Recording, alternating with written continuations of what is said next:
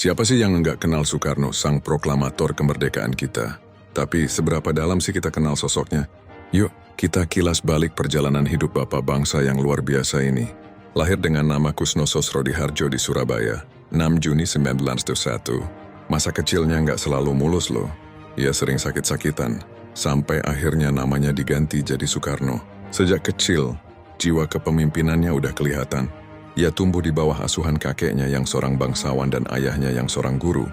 Jadi nggak heran kalau sejak dini ia sudah akrab dengan nilai-nilai luhur dan dunia pendidikan.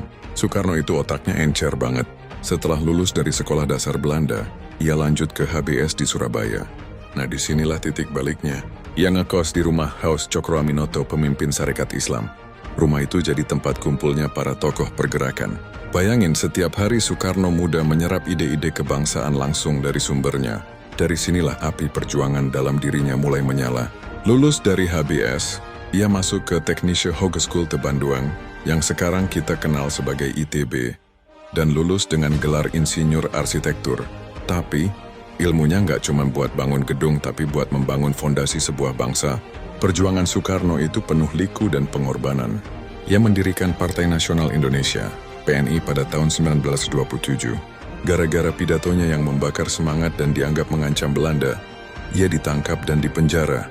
Pledoi atau pidato pembelaannya yang legendaris, Indonesia menggugat, mengguncang pengadilan kolonial. Bebas dari penjara, bukannya kapok, semangatnya malah makin membara. Ia diasingkan ke ND Flores lalu dipindahkan ke Bengkulu. Jauh dari pusat kekuasaan, ia tetap berjuang lewat tulisan dan pemikirannya. Baginya penjara dan pengasingan hanyalah jeda, bukan akhir dari perjuangan. Puncaknya tiba saat Jepang menyerah pada sekutu. Soekarno bersama Muhammad Hatta memanfaatkan momentum emas ini.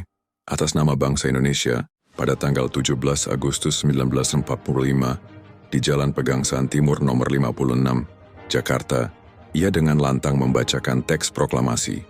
Kami bangsa Indonesia, dengan ini menjatakan kemerdekaan Indonesia.